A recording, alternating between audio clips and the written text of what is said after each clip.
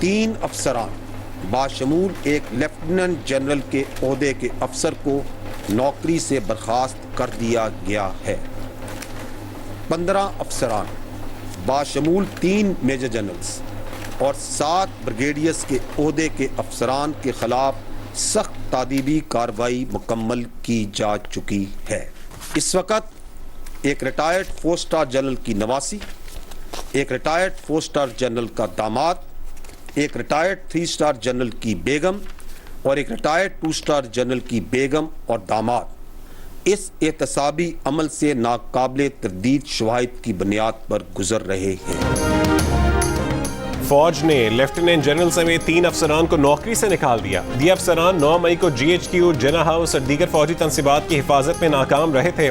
3 major generals और 7 brigadier समेत 15 अफसरान के खिलाफ सख्त कार्रवाई मुकम्मल हो गई। DG ISPR major general Ahmed Sharif Chaudhry का ऐलान, कहा कि इस वक्त एक रिटायर्ड 4 स्टार जनरल की नवासी, एक रिटायर्ड 4 स्टार जनरल का दामाद, एक रिटायर्ड 3 स्टार जनरल की अहलिया और एक रिटायर्ड 2 स्टार जनरल की बेगम और दामाद नाकाबिल तरदीद शवाहिद की बुनियाद पर फौज के एहतसाबी अमल से गुजर रहे हैं। DG ISPR ने कहा कि सानिहा 9 मई को ना भुलाया जाएगा, ना मुलव्वस अफराद और मनसूबा साजों को माफ़ किया जाएगा, चाहे उनका ताल्लुक किसी भी इदारे, सियासी जमात या मुआशरे में किसी भी हैसियत से हो। सबको आईन पाकिस्तान और कानून के तहत सजाएं दी जाएंगी। आर्मी एक्ट के तहत 102 शरपसंदों का ट्रायल किया जा रहा है और ये अमल जारी है। 9 मई के वाक़यात का मकसद फौजी तनसीबात पर हमला करके फौज को रद्दअमल पर उकसाना था। फौरी रद्दअमल ना देकर फौज ने घिनौनी साजिश को नाकाम बनाया।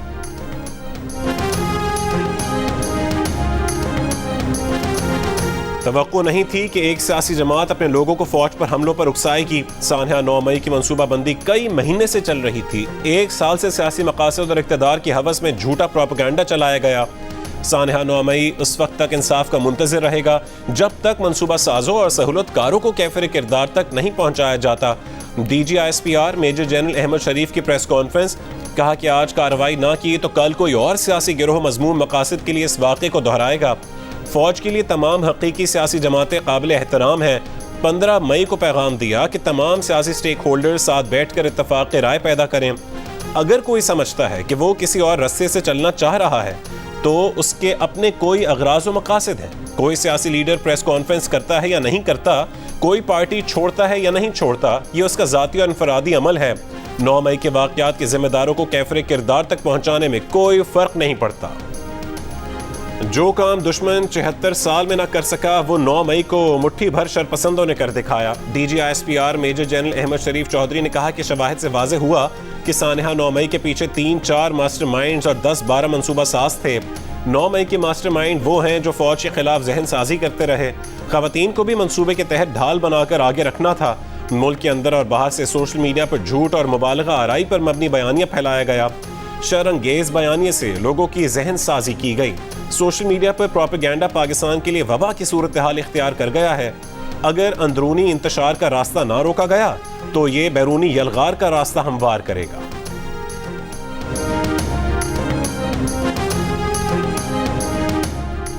आर्मी एक्ट के तहत 102 शरपसंदों का ट्रायल किया जा रहा है और ये अमल जारी है। DG ISPR major general Ahmed Sharif Chaudhry ने कहा कि आर्मी एक्ट कई दिहाइयों से आईन पाकिस्तान और कानून का हिस्सा है। मिलिट्री कोर्ट्स 9 मई के बाद वजूद में नहीं आई, पहले से मौजूद और फाल थीं। कानून के मुताबिक सिविल कोर्ट्स ने ये मुकदमात मिलिट्री कोर्ट्स भेजे हैं। तमाम मुल्ज़िमान को मुकम्मल कानूनी हुकूक हासिल हैं। वकीलों तक रसाई का हक हासिल है। हाई कोर्ट और सुप्रीम कोर्ट में अपील का हुकूक हासिल है। मनसूबा साजों सहूलतकारों को मंतकी अंजाम तक पहुँचाने में रुकावटें डालने वालों के साथ भी सख्ती से निपटा जाएगा। फौजी अदालतों में सिविलियंस के ट्रायल के खिलाफ केस सुनने वाला सुप्रीम कोर्ट का बेंच फिर टूट गया। वफाकी हुकूमत के एतराज़ के बाद जस्टिस मंसूर अली शाह का बेंच में बैठने से इनकार, खुद को बेंच से अलग कर लिया। चीफ जस्टिस ने अटॉर्नी जनरल से सवाल किया, आप जस्टिस मंसूर पर एतराज़ जानिबदारी पर उठा रहे हैं या मफादात के टकराव की बुनियाद पर?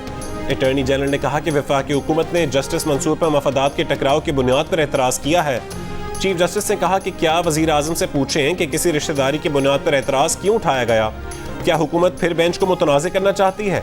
हुकूमत क्या पैगाम देना चाहती है? सुप्रीम कोर्ट ने इलेक्शन के हुक्म पर अमल दरामद न करने पर हुक्मरानों के खिलाफ सख्त एक्शन से गुरेज किया। सुप्रीम कोर्ट छड़ी का इस्तेमाल नहीं कर रही, मगर दीगर लोग किस हैसियत में छड़ी का इस्तेमाल कर रहे हैं? पार्लियामेंट में हमें लाइक माइंडेड जजेस कहकर पुकारा जाता है। सुप्रीम कोर्ट को दागदार ना करें, तज़हीक मत करें। सुप्रीम कोर्ट ने इब्तदा में 9 रुकनी बेंच तश्कील दिया। जस्टिस काजी फाइज ईसा और जस्टिस तारिक मसूद के बेंच पर एतराज़ के बाद 7 रुकनी बेंच तश्कील दिया गया था। जस्टिस मंसूर की अलहदगी के बाद बेंच 6 जजेस पर मुश्तमिल रह गया।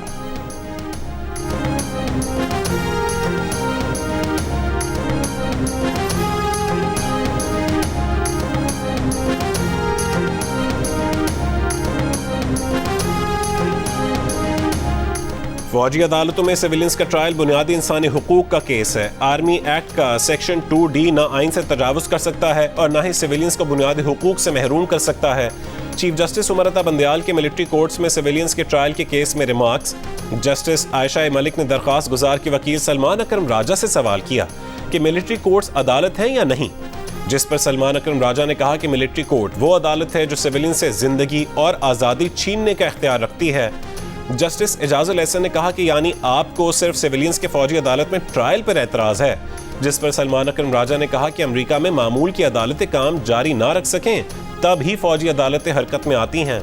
जस्टिस मज़ाहिर नकवी ने सवाल किया कि क्या मिलिट्री कोर्ट वो मुतवाज़ी निज़ाम है जिसे अदालत नहीं कह सकते, जिस पर सलमान अकरम राजा का जवाब था कि फौजी अदालत में सिविलियंस को बुनियादी हुकूक नहीं मिलते।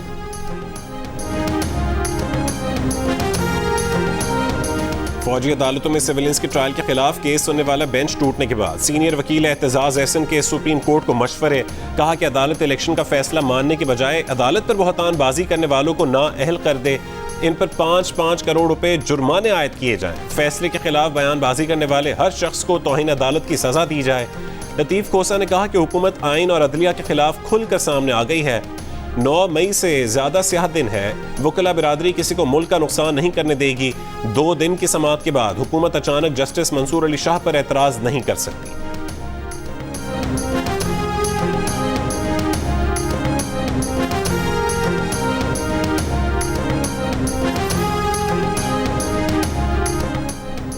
अमरीका पाकिस्तान के खिलाफ भारत के बेबुनियाद बयानिए पर बयानात जारी करने से गुरेज करे। पाकिस्तान को अमरीका को इंतबाह। अमरीकी डिप्टी चीफ ऑफ मिशन की दफ्तर खारजा तलबी। नरेंद्र मोदी के अमरीकी दौरे के दौरान अमरीका भारत मुश्तरका बयान पर पाकिस्तान के तहफ़्फ़ुज़ात से आगाह किया गया। तर्जुमान दफ्तर खारजा ने बताया कि अमरीका भारत मुश्तरका बयान में पाकिस्तान का हवाला गैर ज़रूरी और यकतरफा था। पाकिस्तान और अमरीका के दरमियान इंसदाद दहशतगर्दी में ताउन बेहतर तौर पर आगे बढ़ रहा है।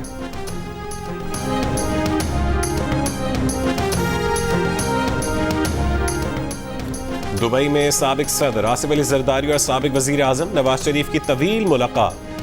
कौमी और सूबाई असम्बलियों की सीट एडजस्टमेंट पर खुसूसी गुफ्तगू। आम इंतखाबात नवंबर में कराने के लिए मजीद बातचीत के सेशन होंगे। बड़ी मुलाकात का पहला सेशन मुकम्मल हो गया। रात में फिर नशिस्त होगी। वजीर आजम शहबाज शरीफ का भी लंदन से दुबई पहुंचने का इम्कान। बिलावल भुट्टो और मरीम नवाज भी दुबई में मौजूद। इस्तेहकाम पाकिस्तान पार्टी के ओन चौधरी के भी दुबई रवाना हो गए। जहांगीर तरीन का अहम पैगाम दुबई में नवाज शरीफ और आसिफ अली जरदारी को पहुंचाएंगे।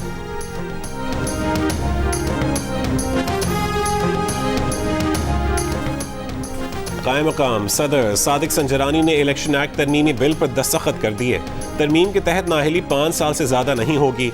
इलेक्शन कमीशन आम इंतखाबात की तारीख का ऐलान कर सकेगा। वजीर आजम की जानिब से भेजे गए बिल पर दस्तखत के बाद बिल एक्ट ऑफ पार्लियामेंट बन गया। इससे पहले कायम मकाम सदर सादिक संजरानी ने फाइनेंस बिल 2023-24 पर दस्तखत किए थे। कौमी असम्बली ने कल फाइनेंस बिल की मंजूरी दी थी। कायम मकाम सदर सादिक संजरानी ने बलोचिस्तान हाई कोर्ट के 5 जजेस को मुस्तकिल करने की भी मंजूरी दे दी। पार्लिमानी कमेटी ने जजेस को मुस्तकिल करने की सिफारिश की थी। कायम मकाम सदर से वजीर खजाना इसाक डार की मुलाकात। सादिक संजरानी से उनकी फुप्पी के इंतकाल पर ताज़ियत की। दोनों रहनुमाओं ने मुल्क की सियासी सूरत हाल पर भी तबादला ख्याल किया। मनासिक हज का आगाज हो गया। दुनिया भर से आए 16 लाख से ज्यादा आज़मीन हज के खैमों के शहर मिना आमद। आज़मीन आज की रात मिना में ही गुजारेंगे और फजर की नमाज पढ़कर हज के रुकने आज़म की अदायगी के लिए मैदान अरफात जाएंगे। हाजियों में 1.5 लाख से ज्यादा पाकिस्तानी भी शामिल। बलोचिस्तान हाई कोर्ट ने चेयरमैन PCB के इंतखाबात 17 जुलाई तक रोक दिए। चीफ जस्टिस ने वजीर आजम, मुतालिका वजारत, ज़का अशरफ और फरीक़ैन को नोटिस जारी कर दिए। PCB मैनेजमेंट कमेटी के साबिक रुकन गुल मोहम्मद काकड़ ने इलेक्शंस चैलेंज किए थे। PCB चेयरमैन के इलेक्शन कल होना थे, लेकिन अब इन इलेक्शंस के लिए 17 जुलाई तक इंतजार करना होगा। कुछ दिन पहले पीपल्स पार्टी ने ज़का अशरफ को चेयरमैन PCB बनाने का मुतालबा किया था। नजम सेठी ने चेयरमैन पीसीबी की दौड़ से दस्तबरदार होने का ऐलान किया था, जिसके बाद वजीर आजम शहबाज शरीफ ने ज़का अशरफ को चेयरमैन पीसीबी बनाने के लिए गवर्निंग बोर्ड की रुकनियत की मंजूरी दी थी।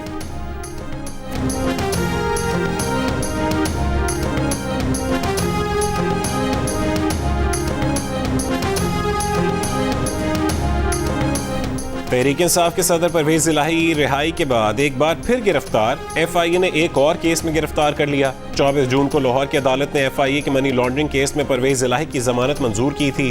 पीर को बाज़ाब्ता रिहाई से पहले ही FIA ने साबिक वज़ीर आला पंजाब को एक और केस में गिरफ्तार कर लिया। लाहौर की अदालत ने जिस्मानी रिमांड की इस्तदा मुस्तरद करते हुए परवेज इलाही को जुडिशल रिमांड पर जेल भिजवा दिया।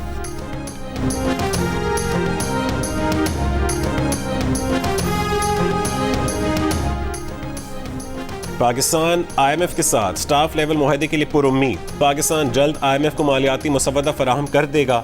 IMF आज यानी मंगल को अपना रद्दअमल देगा। Memorandum for economic and financial policy की मंजूरी के फौरी बाद स्टाफ लेवल मुआहदा और बोर्ड इजलास होने का इम्कान है। ज़राए के मुताबिक वज़ीर आज़म शहबाज शरीफ और MD IMF की मुलाकात में प्रोग्राम बहाली पर इत्तफाक हुआ था। पाकिस्तान ने $6 अरब की बैरूनी फाइनेंसिंग पर IMF से नरमी की दरख्वास्त की थी। IMF ने नरमी के एवज मजीद टैक्स लगाने की शर्त रखी थी।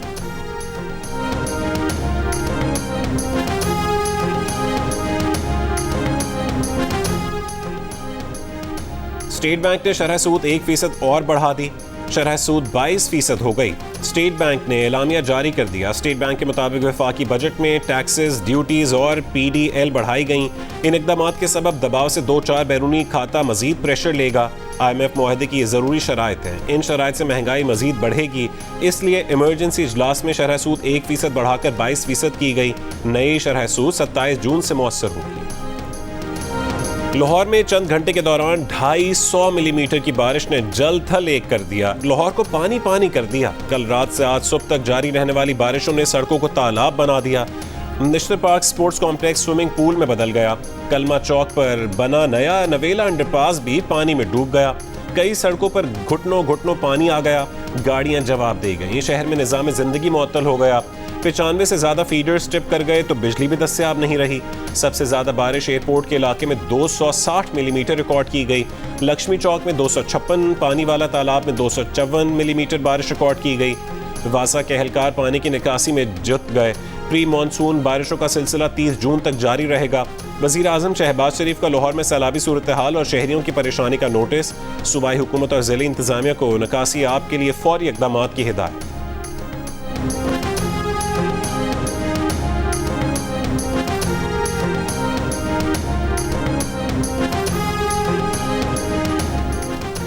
पंजाब, बलोचिस्तान, खैबर पख्तूनख्वा और आज़ाद कश्मीर में प्री मानसून बारिशों का सिलसिला जारी। मुख्तलिफ हादसात में 12 अफराद जाँ बहक, 15 जख्मी हो गए। सियालकोट और नारोवाल में आसमानी बिजली गिरने से 55 अफराद जाँ बहक हुए। शेखुपुरा में आसमानी बिजली गिरने से एक शख्स चल बसा। बुनेर में मकान की छत गिरने से खातून जाँ बहक और 6 अफराद जख्मी हो गए। बलोचिस्तान की नदी नालों में तुग़यानी। किला सैफुल्ला में एक बच्चा सैलाबी रैले में बह गया।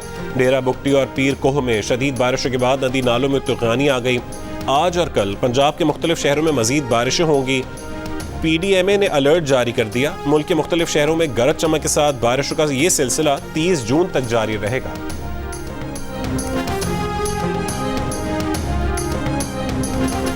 कराची बिजली की लोड शेडिंग से शहरी परेशान। शहरियों का कहना है कि कारोबार नहीं हो रहा। घर पर भी बिजली के बगैर सुकून नहीं मिल रहा। हैदराबाद में भी 14 से 15 घंटे की लोड शेडिंग मामूल बन गई। पेशावर में बिजली और गैस की बंदिश के खिलाफ बाड़ा गेट में मुजाहरा। मुजाहिरीन ने टायर जलाकर बाड़ा रोड ट्रैफिक के लिए बंद कर दिया। पेशावर के शहरी इलाकों में 6 और मसफाती इलाकों में 16 घंटे तक लोड शेडिंग की जा रही है। डिस्ट्रीब्यूशन का प्रोग्राम यहाँ पे चल रहा है। वीकेंड के बाद यहाँ पे आज रश जो है वो रूटीन से ज़्यादा मोर देन एक्सपेक्टेड वो यहाँ पे आ गया। गेट के बाहर जो खवातीन मौजूद थी उनमें धक्कम-पेल हुई है। कराची में बेनज़ीर इनकम सपोर्ट प्रोग्राम के कैंप में भगदड़। 16 खवातीन जख्मी, अस्पताल मुंतकिल। एक खातून की हालत तशवीशनाक। खवातीन और बच्चों की बड़ी तादाद स्कूल के बाहर मौजूद थी। स्कूल का गेट खुला तो अंदर जाने के लिए भगदड़ मच गई। खवातीन का कहने कि बेनज़ीर इनकम सपोर्ट प्रोग्राम के तहत पैसे देने बुलाया गया था। बहावलपुर में बेनज़ीर इनकम सपोर्ट प्रोग्राम से गैर कानूनी कटौतियों पर खवातीन का एहतजाज। कौमी शाहराह ब्लॉक कर दी। मुजाहिरीन का कहना है कि 500 से 1000 रुपए तक काट कर रकम दी जा रही है।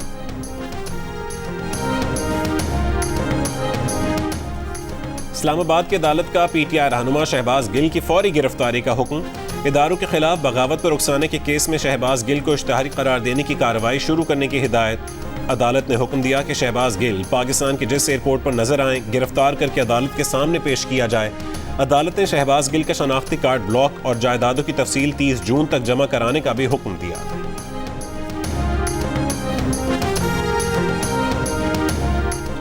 लाहौर के इलाके गाजियाबाद में नामालूम अफराद ने 2 बच्चियों पर पेट्रोल छिड़क कर आग लगा दी। रेस्क्यू हुक्काम का कहना है कि आग लगने से 13 और 7 साल की बच्चियां झुलस गईं। मालिक मकान और किराएदार की बच्चियां घर की छत पर थीं। पुलिस ने शवाहिद इकट्ठे करके तहकीकात शुरू कर दी। टिकटॉकर संदल खट्टर का हरीम शाह पर इल्जाम। कहा कि हरीम शाह ने उन पर तेजाब फेंकने की धमकी दी है। कहा कि किसी की भी ऑडियो वीडियो लीक हो जाती है तो हरीम शाह मेरा ही नाम लेती है। फयाजुल हसन चौहान को वो नहीं जानती थीं, उन्हें हरीम शाह लेकर गई थीं। फयाज चौहान के दफ्तर में खाना खाया, वीडियो बनाई, कोई गैर अखलाकी बात नहीं हुई। हरीम शाह की वीडियो किसने लीक की वो खुद पता लगाए। कराची में विमेंस हॉकी के फाइनल के मौके पर दिन में आतिशबाजी, खिलाड़ी हैरान, मेहमान परेशान। दिन की रोशनी में होने वाली आतिशबाजी में सिर्फ आवाज ही सुनाई दी, देखने वाले दिलकश नज़ारों से महरूम रहे। विमेन हॉकी का फाइनल कराची रीजन के नाम रहा। और अली सेठी और शाय गिल की पसूड़ी की रीमेक को कियारा एडवानी और कार्तिक आर्यन की फिल्म सत्या प्रेम की कथा में शामिल कर लिया गया। गाने का रीमेक अरिजीत सिंह और तुलसी कुमार ने गाया, मगर भारतीय शायकीन को नई पसूड़ी बिल्कुल पसंद न आई। किसी ने सवाल किया कि आखिर एक मास्टरपीस को बर्बाद क्यों किया गया। किसी ने असली और रीमेक पसूड़ी का मवाजना किया तो कोई बोला कि मास्टरपीस को तबाह करने पर बॉलीवुड को शर्म आनी चाहिए, उसके लिए अरिजीत सिंह को कभी माफ नहीं करेंगे।